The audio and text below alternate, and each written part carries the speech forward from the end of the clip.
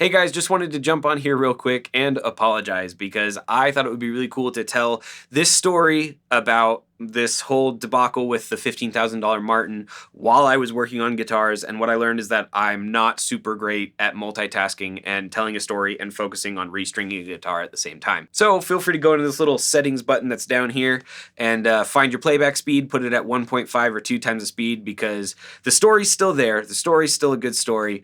It just takes me a really long time to tell it because I'm trying to focus on two things at once. That being said, without further ado, here's the story.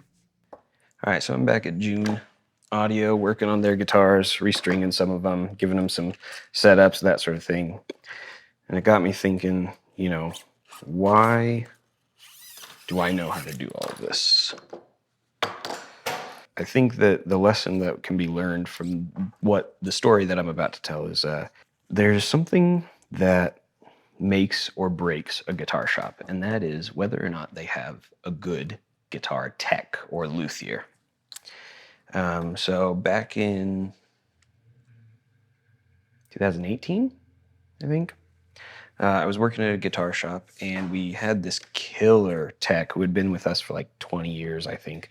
I don't know, it had been a while for sure. Everyone loved him. He was great. Good times had by all.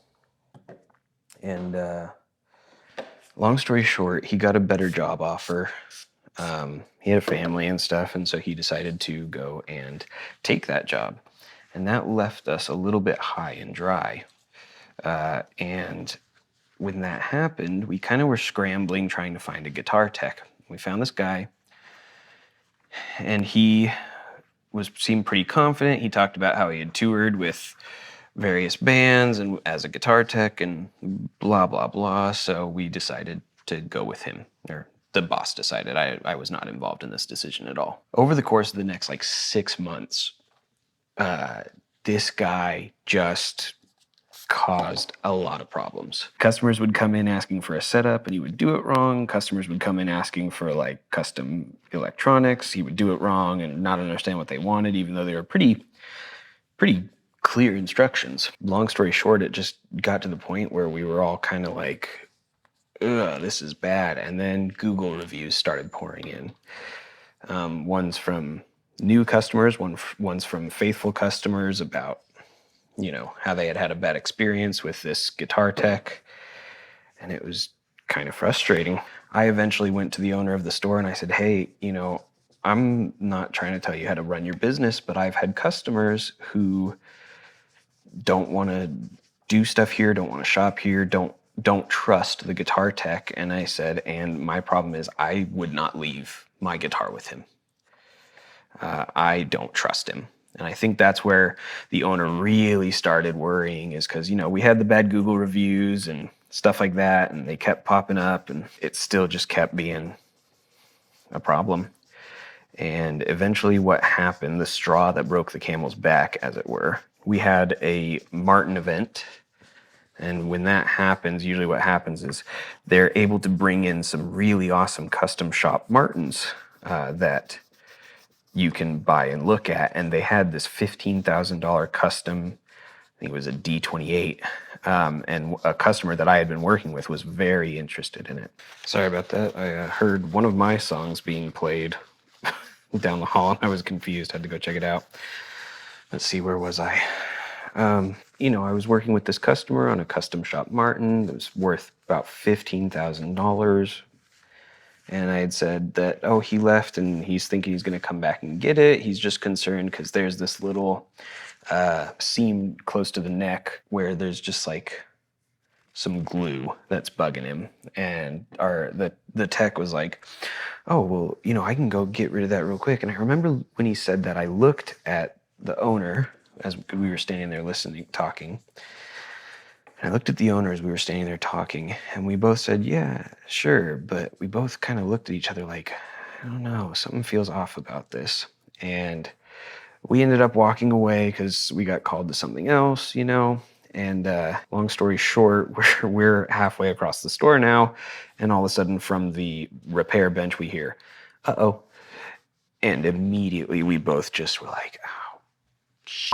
So we raced back over there, and essentially what he had done is he had tried to use a chemical compound to get rid of the glue, And in doing so, he actually burned off the nitrocellulose finish on this $15,000 custom Martin shop guitar. And immediately the owner was like, "What did you do?" And he was like, "I don't know. I just swabbed this stuff on it and it just disappeared." And we were like, "You can't use that chemical compound on a nitrocellulose guitar." And he looked at us and went, "What's nitrocellulose?" Now, there's a lot of lessons that can be learned from this. Number one, you should probably vet your guitar techs really well. But number two, it was that a guitar store relies a lot on its tech. Holy cow, man, the frets on this are gnarly. I think that's a job for another day. Sorry, I had to get strings.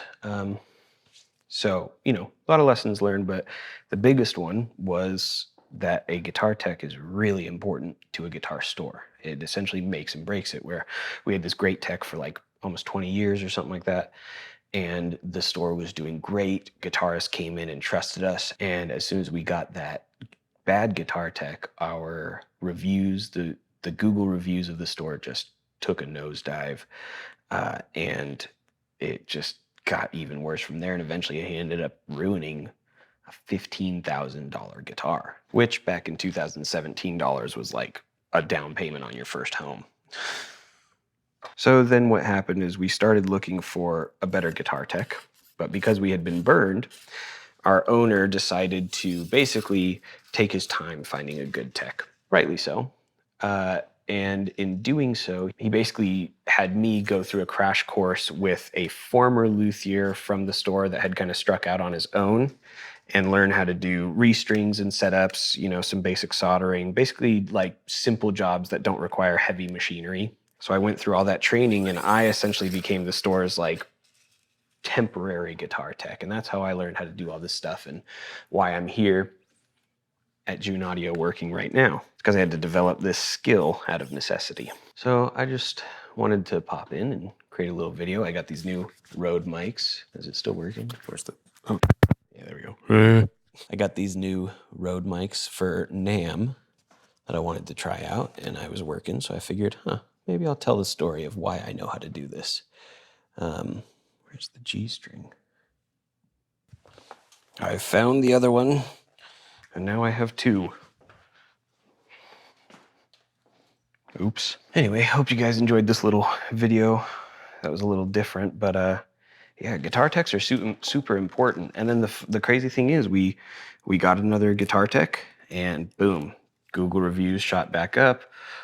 The guitar store culture was restored. So yeah, it's my opinion that the guitar tech can make or break a guitar shop. I mean, we all know that that's basically what happens with Guitar Center and why nobody who knows guitars really likes to shop there or especially take their guitars there to get worked on. Now, you may have an exception in your area, and that's fine, but generally speaking, at least in my experience, I feel like most of us are kind of anti-Guitar Center. But yeah, for these mom and pop shops, their tech is crucial to their business. So anyway, do what you will with that. Let me know if you guys have had good experience, bad experiences with techs, and also just let me know what you think about guitar store culture in general. It's something that I'm super fascinated by because it's like, without the guitar store that I grew up with, I don't know if I would have been as interested in guitars because they were so knowledgeable and they were so friendly. And like, even to this day, I've lived in Utah for over, geez, is it over like 10 years now? But when I go back to that guitar shop in LA, they still remember my name. And they, as soon as I walk in the door, we have conversations. They ask me about my life, my wife, and I do the same. And I don't know, it's really nice. Let me know what you think. Thanks so much for tuning in. My name is Mac Wright. Don't forget to like and subscribe if you're new here, and go make someone else's day better. We'll see you around.